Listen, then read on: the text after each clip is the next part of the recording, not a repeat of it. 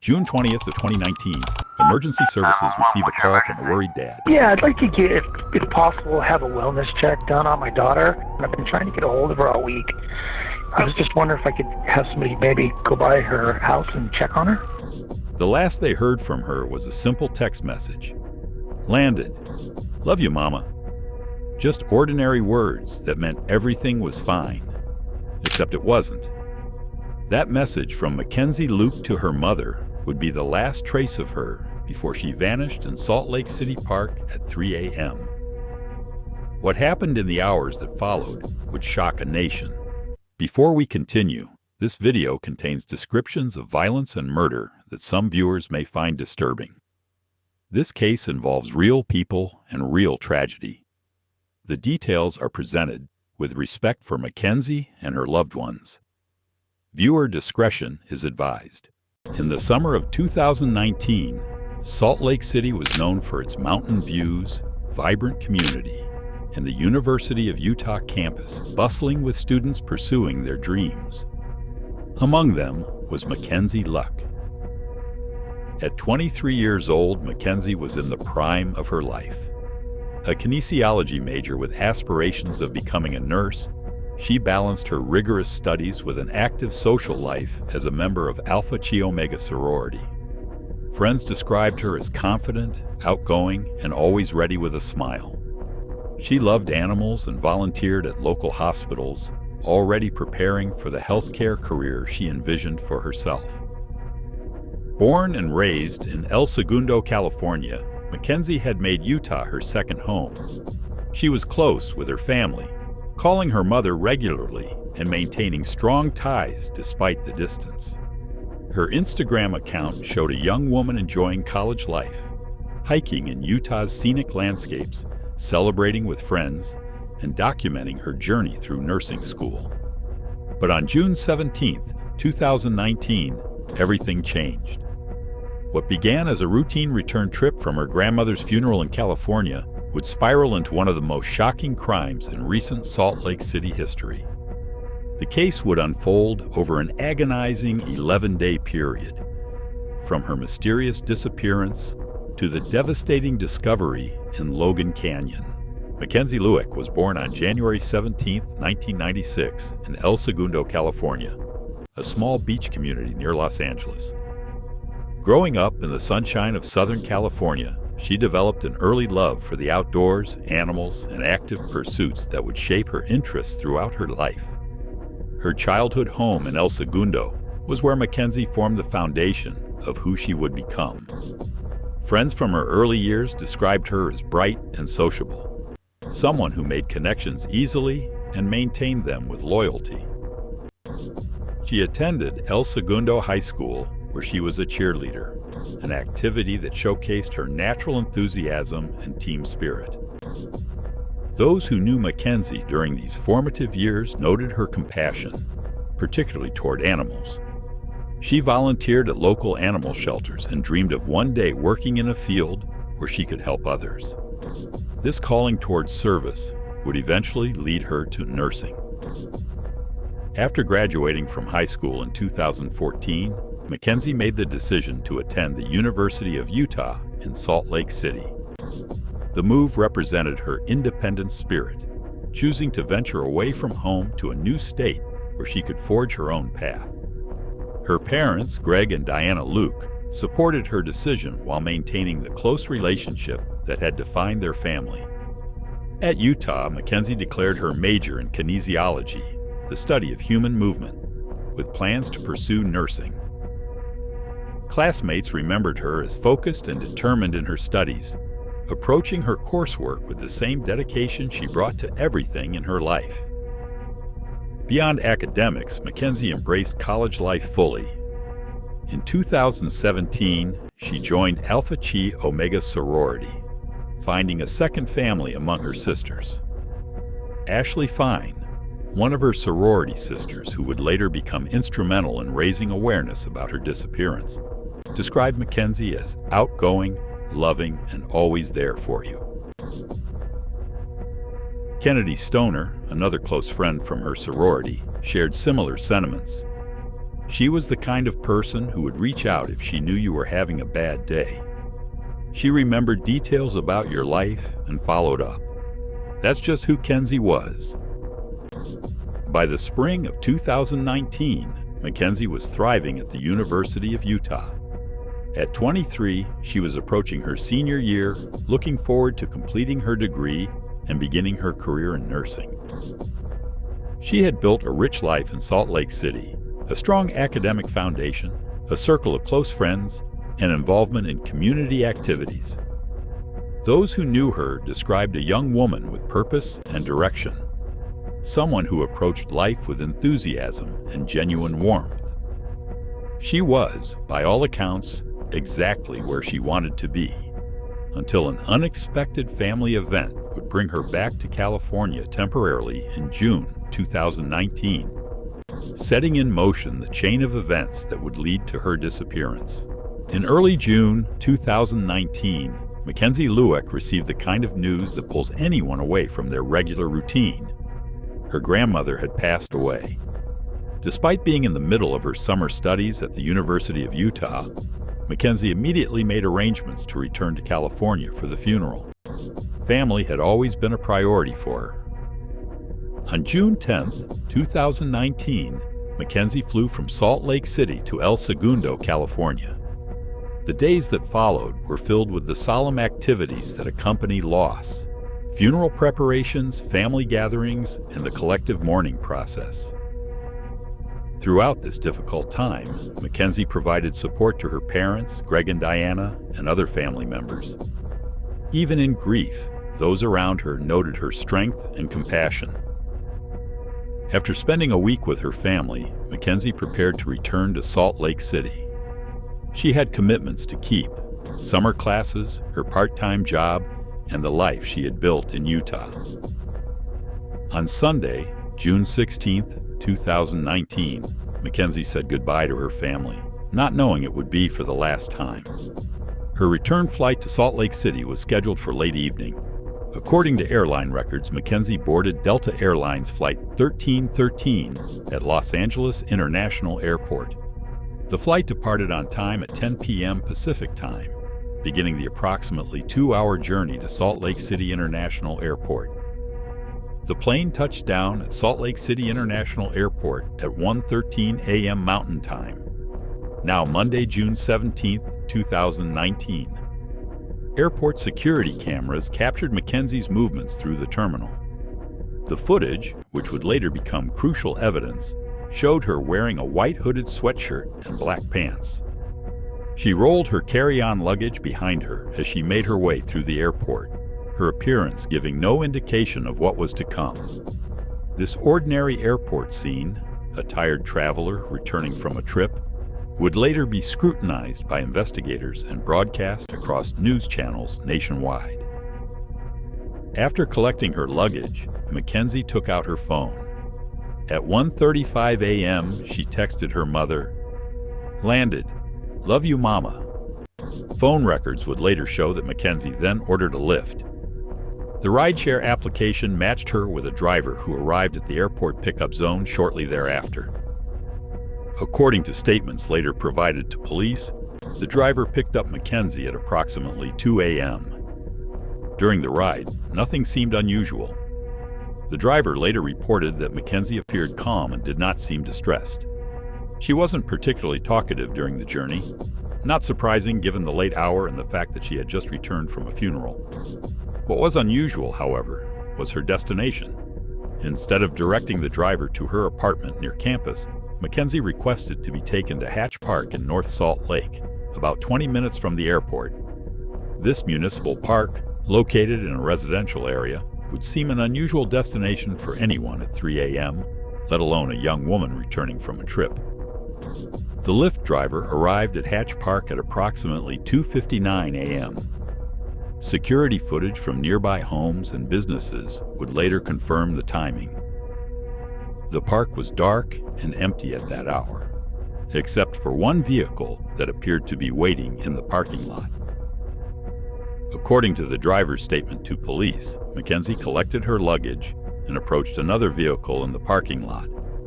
The driver noted that she did not appear distressed or hesitant as she walked toward the waiting car. After ensuring his passenger had reached what appeared to be her intended destination, the Lyft driver continued on his way, becoming the last known person to see Mackenzie alive under normal circumstances. Who was waiting for Mackenzie in that parking lot? Why had she arranged such a meeting at 3 a.m.? These questions would drive the investigation in the days to come. The Lyft driver's account would provide critical information. The car in the parking lot appeared to be a dark-colored model. Mackenzie approached it willingly, showing no signs of fear or hesitation. She had her luggage with her, suggesting she intended to go somewhere else after the meeting. And most importantly, this meeting appeared to have been prearranged, not a random encounter. As dawn broke over Salt Lake City on Monday, June 17th, Mackenzie's roommates expected her to return to their shared apartment. When she didn't arrive that day, they initially assumed she might have stayed with friends or family after her trip.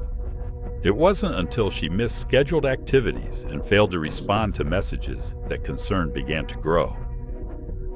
Those final moments in Hatch Park, captured partially through witness testimony and later pieced together through digital evidence, would become the focus of intense scrutiny.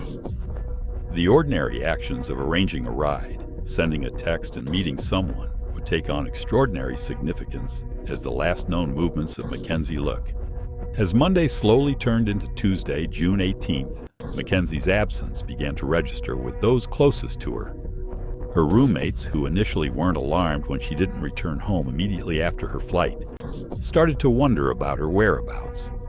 Mackenzie was known for being reliable and communicative. When she didn't respond to text messages throughout Tuesday, the first whispers of concern began to circulate among her friends. By Wednesday, June 19th, the concern had deepened significantly.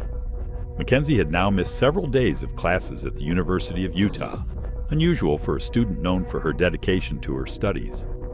What's more, she hadn't shown up for a scheduled midterm exam, something entirely out of character for her. Her roommates began reaching out to mutual friends, checking if anyone had heard from or seen Mackenzie. Ashley Fine, one of Mackenzie's sorority sisters from Alpha Chi Omega, received a call from a concerned friend asking if she had heard from Mackenzie. She hadn't. Ashley immediately tried calling and texting Mackenzie, but received no response. The calls went straight to voicemail, suggesting Mackenzie's phone was either turned off or no longer functioning. Kennedy Stoner, another close friend, experienced similar silence when attempting to reach out.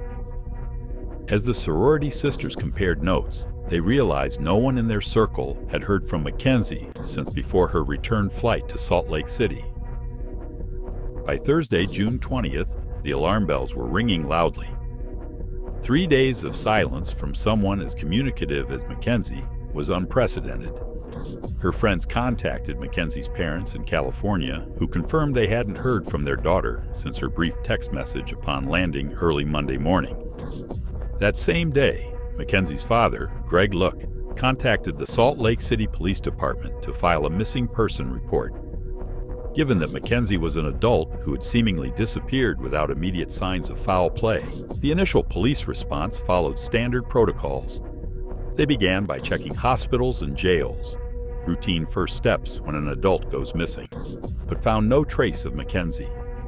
The police then visited Mackenzie's apartment near the University of Utah campus. Her roommates confirmed she hadn't been home since before her trip to California. Her car was still parked at her residence, eliminated the possibility she had driven somewhere. Her personal belongings, apart from what she had taken to California, remained untouched in her room. Detective Tim Doubt of the Salt Lake City Police Department was assigned as the lead investigator on the case.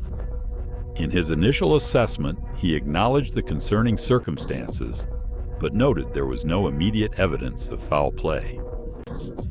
At this time, we don't have any evidence that any harm has come to her, he told reporters in an early statement.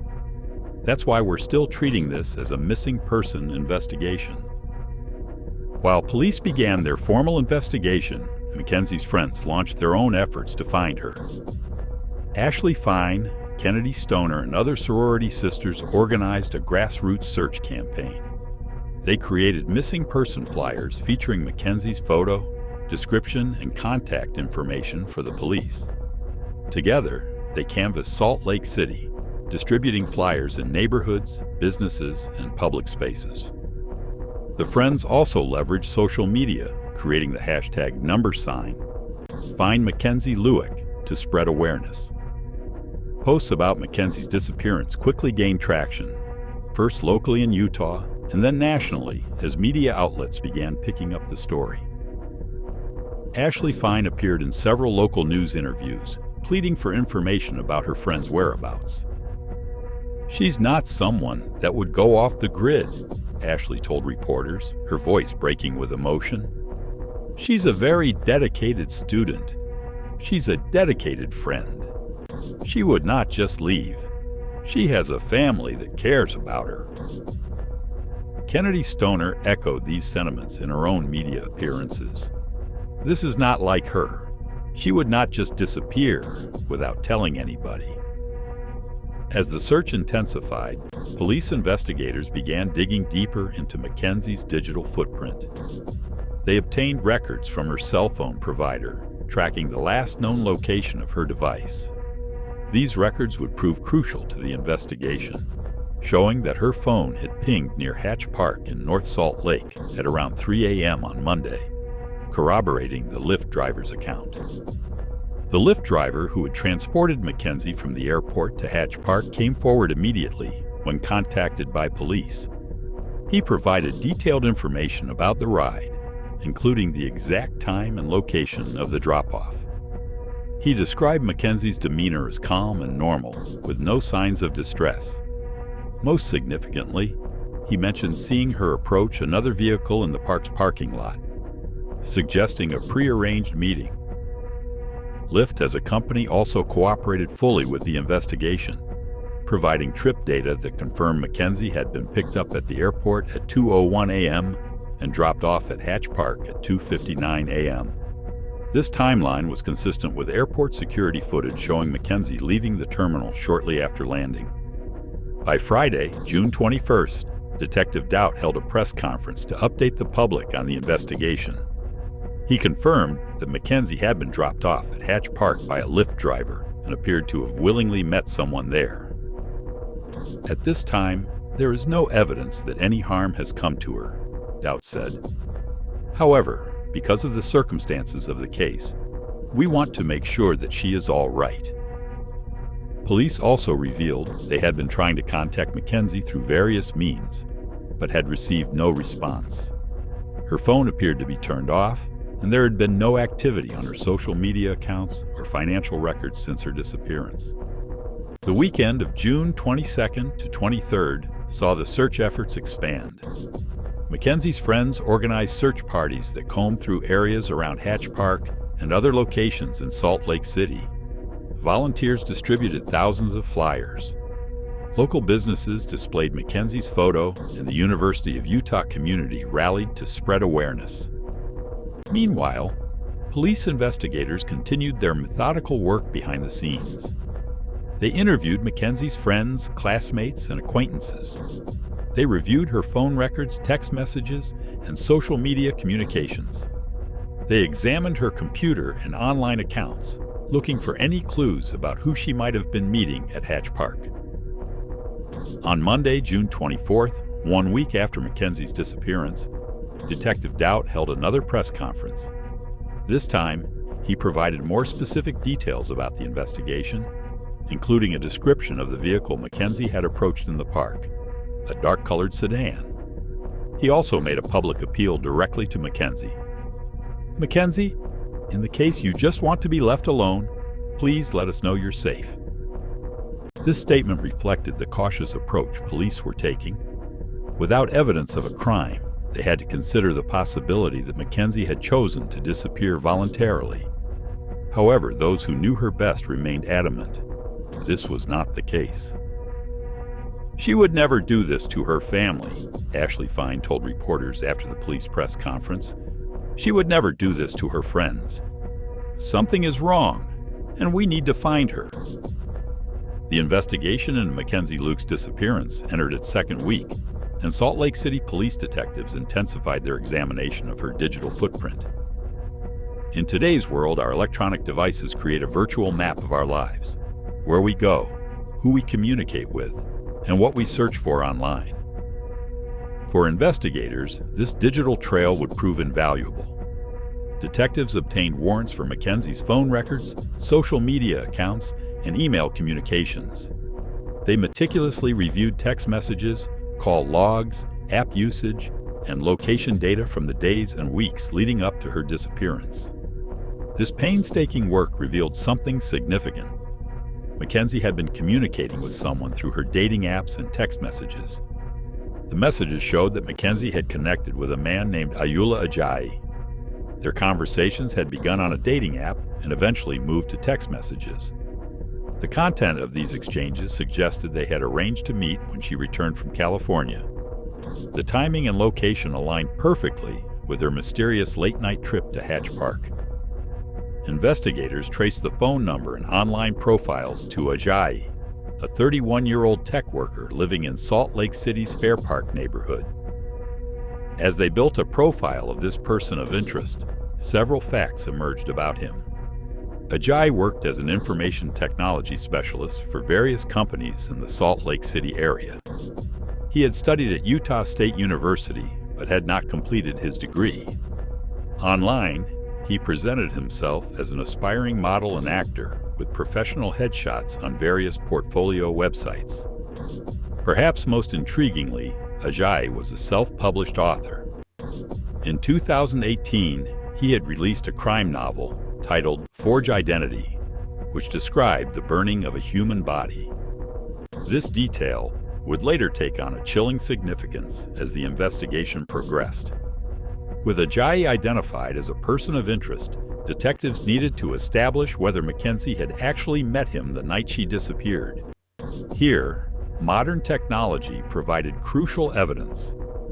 Cell phone location data showed that both Mackenzie's and Ajayi's phones had been at Hatch Park at approximately 3 a.m. on June 17th. After that meeting, both phones traveled to Ajayi's residence at 547 North 1000 West in Salt Lake City. Most tellingly, Mackenzie's phone powered off at that location and never came back online. Her final digital footprint placed her at the home of a man she had apparently just met. Armed with this information, police began surveillance of Ajayi and his property on June 24th. They observed his movements and gathered additional evidence before making direct contact. During this surveillance period, they spoke with Ajayi's neighbors about any unusual activity they might have witnessed in the days following Mackenzie's disappearance. What these neighbors reported sent the investigation in an alarming direction. Multiple residents on Ajayi Street recalled seeing him burning something in his backyard on June 17th and 18th, the days immediately following Mackenzie's disappearance. One neighbor, Teresa Draheim, later told reporters she had noticed a strong burning smell coming from Ajayi's yard. "It was terrible," she said. "It smelled like burning flesh."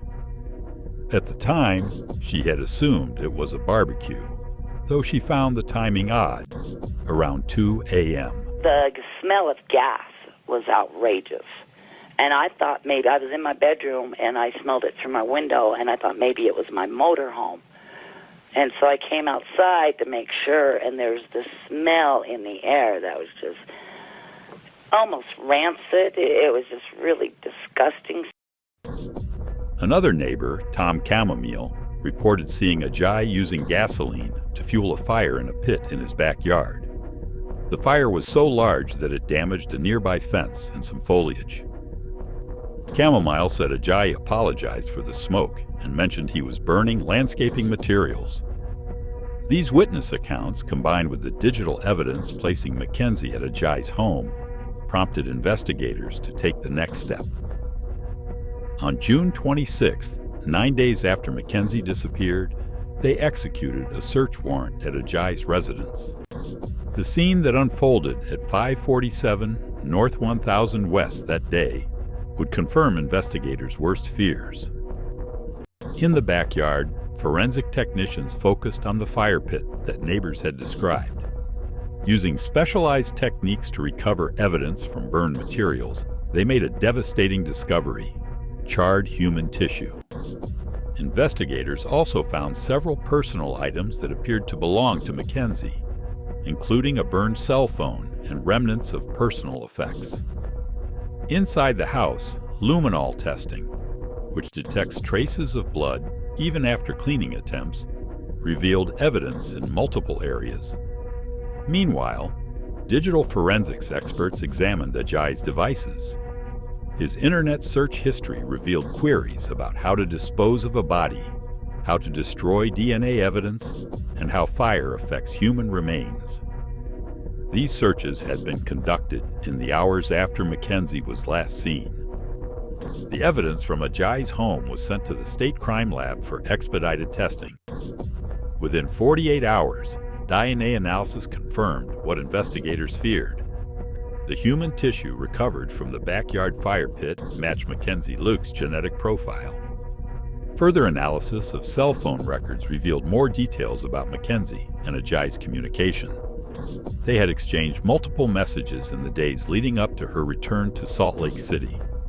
The conversations suggested Ajay had specifically requested to meet her at Hatch Park at that unusual hour, claiming privacy concerns. Investigators also discovered that Ajay had purchased multiple items that raised suspicion in the days before meeting Mackenzie. Store receipts and surveillance footage showed him buying gasoline, lighter fluid, and a disposable phone at various locations throughout Salt Lake City. On June 27th, police interviewed Ajay. Initially, he denied knowing Mackenzie or having any contact with her. When confronted with evidence of their digital communications, he changed his story, acknowledging they had texted, but claiming they never met in person. As investigators presented more evidence placing Mackenzie at his home, Ajay requested an attorney, and the interview concluded. The digital trail had led investigators from a missing person case to a homicide investigation. What began as an examination of text messages and app communications had uncovered a calculated act of violence. The electronic breadcrumbs Mackenzie left behind, location data from her phone, communication records, app usage, had spoken for her when she no longer could. On June 28th, just 11 days after Mackenzie disappeared, Salt Lake City Police Chief Mike Brown announced at a somber press conference that they had made an arrest in the case. Ayoola Ajay was taken into custody and charged with aggravated murder, aggravated kidnapping, obstruction of justice, and desecration of a human body. "This is one of the most difficult phone calls I've ever made," Chief Brown said, describing how he informed Mackenzie's parents of the arrest. "We are devastated and heartbroken by this news." The digital trail had led to an arrest, but one critical question remained. Where was Mackenzie's body? Despite the evidence recovered from Ajay's property, investigators believed he had moved her remains from the initial burn site. The search for Mackenzie Lueck was not over. During questioning, Ajay refused to provide information about what happened to Mackenzie or where her body might be found. However, investigators had another resource at their disposal: Ajay's cell phone data. Analysis of his phone's location history showed that on June 25th, just days after Mackenzie's disappearance, Ajay had traveled to Logan Canyon, a rugged area approximately 85 miles north of Salt Lake City. This remote location, filled with dense forest and steep terrain, became the focus of a new search effort. On July 3, 2019, a large contingent of law enforcement officers from multiple agencies began a coordinated search of Logan Canyon. Using the cell phone data to narrow their focus to specific areas, teams of officers, search dogs, and forensic specialists combed through the difficult terrain. In a densely wooded area off Highway 89, near mile marker 395, searchers made the discovery they had been dreading. Partially buried in a shallow grave, covered with dirt and debris, were Mackenzie's remains. Her body had been bound with zip ties, and the medical examiner would later determine she had died from blunt force trauma to the head. The scene was processed with extreme care, with investigators documenting every detail and collecting additional evidence. This included soil samples, tire impressions from the roadside, and various items that appeared to have been discarded near the burial site. The discovery in Logan Canyon provided crucial physical evidence beyond what had been found at Ajay's residence. Forensic analysis would later reveal Mackenzie's blood on a shoe belonging to Ajay. DNA evidence recovered from the burial site also linked him directly to the crime. The path to justice for Mackenzie Lueck began on July 1, 2019, when Salt Lake County District Attorney Sim Gill formally filed charges against Ayoola Ajay.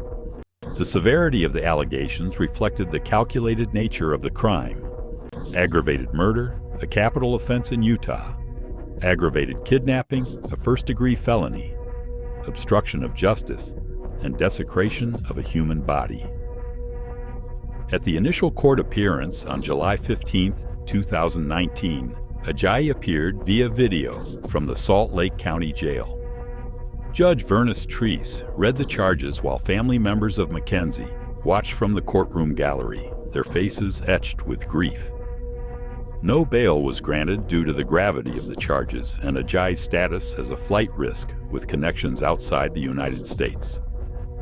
The prosecution team, led by District Attorney Gill, began assembling their case. It included the digital evidence that had first led investigators to Ajay, the communications between him and Mackenzie, arranging their meeting at Hatch Park, the cell phone location data placing them both at his residence, and his searches related to body disposal. Forensic evidence provided compelling physical links to the crime. DNA analysis confirmed that blood found in Ajay's home matched Mackenzie. Soil samples from his shoes corresponded to the earth at the Logan Canyon burial site. The medical examiner's report detailed the blunt force trauma that caused her death, consistent with an injury from a weapon recovered at Ajay's home. Throughout the fall of 2019 and into 2020, the case moved through the pretrial phase. Court hearings addressed evidence admissibility, witness testimony, and procedural matters. The COVID-19 pandemic slowed the judicial process, delaying proceedings as courts adjusted to new safety protocols. By October 2020, 16 months after Mackenzie's murder, the prosecution and defense had entered negotiations regarding a potential plea agreement. On October 7, 2020, Ajay appeared in court and pleaded guilty to aggravated murder and desecration of a human body. In exchange for this plea, prosecutors agreed not to seek the death penalty. As part of the plea, Ajay acknowledged the facts of the case. He admitted that he had planned to kill Mackenzie before they met, that he had struck her with a blunt object when she tried to leave his home, and that he had burned her body in his backyard before relocating her remains to Logan Canyon. The hearing for sentencing took place on October 23, 2020, at the Matheson Courthouse in Salt Lake City. Judge Vernice Treese presided over the court. District Attorney Sim Gill addressed the court, outlining the methodical nature of the crime and the extensive efforts to conceal it. "This was a case that shocked our community to its core," Gill stated. "The defendant's actions demonstrated a calculated plan to take a young woman's life and then methodically attempt to erase any evidence of her existence." The lead detective from the Salt Lake City Police Department provided testimony about the investigation, emphasizing the digital trail that had led them to Ajay and the forensic evidence that connected him to the murder. He described the devastating scene at the Logan Canyon burial site and the impact the case had on the investigators who worked tirelessly to find Mackenzie. Then came the most powerful moments of the hearing, the victim impact statements from Mackenzie's family. Her parents, Greg and Diana Lueck, approached the podium to address the court and the man who had taken their daughter's life. Greg Lueck spoke first, his voice occasionally breaking with emotion. "I had the opportunity to be Mackenzie's father for 23 years, he said. She was a Spitfire, and she had a world of opportunities ahead of her. Now, all I have left are memories and her ashes in an urn." Diana Lueck followed, holding a framed photograph of her daughter. "There is no justice in this," she said through tears. "We will never get to see our Kenzie again. We will never get to hear her laugh or see her beautiful smile. We will never get to see her fulfill her dream of becoming a nurse and helping others." Mackenzie's brother also delivered a statement describing the void left in their family and the ongoing trauma they experienced, knowing the violent way their loved one had died. Throughout these statements, Ajay sat motionless, staring straight ahead, showing no visible reaction to the pain expressed by Mackenzie's family. When it was time for Judge Treese to deliver the sentence, she addressed the gravity of the crime. "This was a heinous act that demands the most severe punishment our system allows," she stated. She then sentenced Ajay to life in prison without the possibility of parole for the aggravated murder charge, with additional consecutive sentences for the other charges. As the sentencing concluded, District Attorney Gill spoke to the media outside the courthouse. "While nothing can bring Mackenzie back to her family, we hope that this resolution provides some measure of justice," he said. "The defendant will spend the rest of his life in prison with no possibility of ever being released." Salt Lake City Police Chief Mike Brown acknowledged the tireless work of the investigators. "This case touched all of us deeply," he said. "I want to recognize the dedicated professionals who worked day and night to find Mackenzie and to build this case." The University of Utah held a memorial service where professors and classmates spoke about Mackenzie's dedication to her studies and her positive presence on campus. Her academic advisor noted that she had been on track to graduate with honors and had already been researching graduate nursing programs. While the judicial system had delivered its verdict and imposed its punishment, the true measure of justice for Mackenzie would be found in how her memory was honored and how her story might prevent similar tragedies in the future. Campus safety programs expanded their focus on dating app safety and meeting strangers. Rideshare companies enhanced their safety features and educational campaigns. For Mackenzie's parents, family, and friends, the conclusion of the legal case did not mark an end to their grief, but rather the beginning of a different phase of their journey, learning to live with an absence that could never be filled, while keeping alive the memory of a young woman whose life, though cut tragically short, had touched so many others. If you've stayed with us through Mackenzie's story, thank you for bearing witness to her life and the justice that eventually came for her. These stories are never easy to tell or to hear, but they're important. They remind us of the very real impact of violence, and they honor victims by ensuring they are remembered for more than just how they died. If you found this account informative or moving, please consider liking this video. Your engagement helps these stories reach others who may learn from them or find meaning in them.